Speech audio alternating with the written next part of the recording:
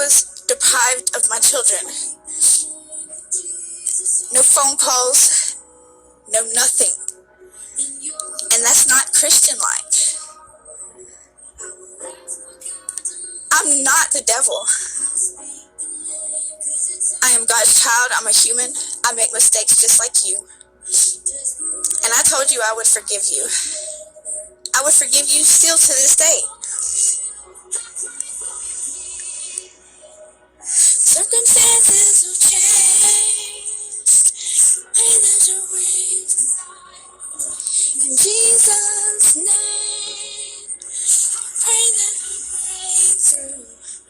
What happened today?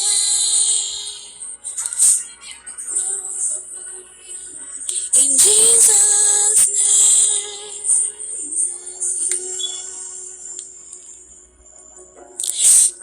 I'm not a bad person, but I am tired of sitting here allowing y'all to make me feel like I have to hide from the world, making me feel like I have to break. Sitting here, I don't hear my phone go off. But nobody would even know I was gone if I died tomorrow, Michael. Circumstances have changed.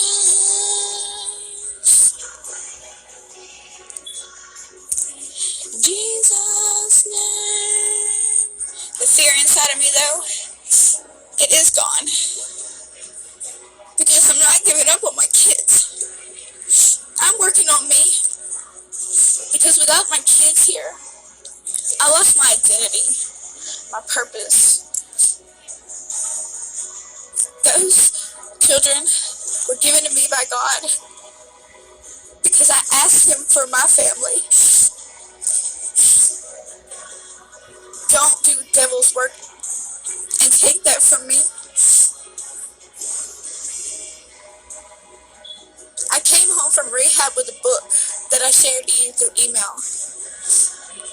I have made several copies and I've passed it out to several people in town. I've helped couples. I've helped individuals. I do non-profit therapy out of my house because I don't even leave my house, Michael. Because if I go to Walmart and I hear a child cry, I drop everything and I go home because I think it's my child. Because if I see my child in public, I'm not going to be able to turn around and just walk away and not say anything to my child. And how just and Estevan are, I would end up going to jail.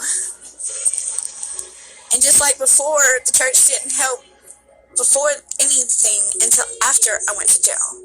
But you wouldn't even come bond me out because you said you was scared I would haul ass and mess up your pastoral name. I'm not messing anything up for anybody. I'm just opening everybody's eyes. I donated $400 worth of food. And all the church took was the eggs. But I passed it out to families and people because it doesn't matter what anybody thinks or says about me. I know. And the people that do know me know me. I'm not worried about what y'all say anymore. I just want people to stand behind me and what's right. I wouldn't pray the feelings and emotions that I've dealt with anybody else would have to deal with, because that's like having to live with your child being dead, and it's mentally fucking me up. But God's given me the strength to see past that.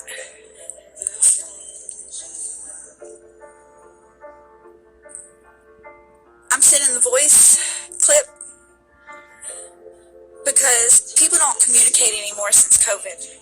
Everybody has been dealt mental issues, especially Dennis and Bridget. Those 4 days I was on life support in the hospital, Michael, I signed a piece of paper giving Miss Bridget and Dennis custody of those girls if I was to have died. If I died, Miss Bridget would have been a mom again. So her watching the kids for me while I had to work, she fell in love with my kids. Dennis and Bridget have my kids because they showed up one morning and got my kids.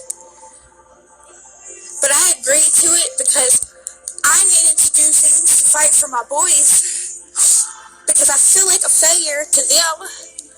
But I can't be 100 to my girls if I'm hurting over my boys. Do you feel me? But when she got the girls, she changed. They don't call me no more. They don't include me no more.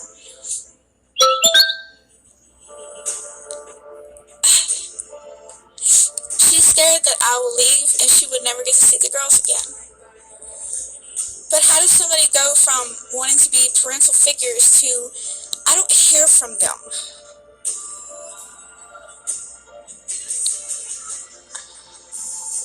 When I can't feel a thing, you say I am strong. When I think I am weak, you say I am hell.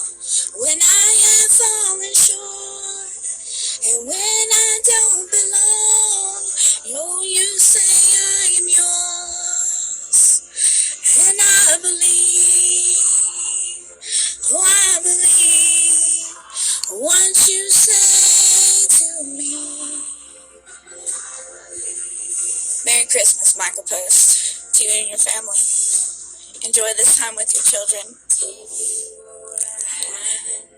While I'm laying at your feet. I've lost my parents and grandparents. I moved here with my children and only my children and God. But I will tell you one thing. I lived here for at least a year back in 2001. We left South Carolina because I was being raped by my mama's boyfriend. This is the church that I was attending when all that happened. This is the church that brought me back here. God brought me back here for a reason.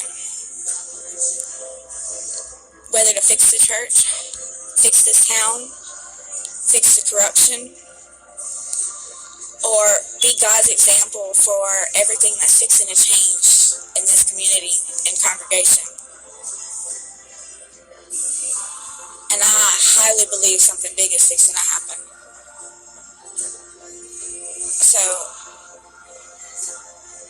I hope I have your support through this and understanding from here on out. God bless you and your family and have a good night. Merry Christmas and Happy New Year's. If you see Zane and Traeger, please tell them that their mother loves them. And I'm not giving up. Ever.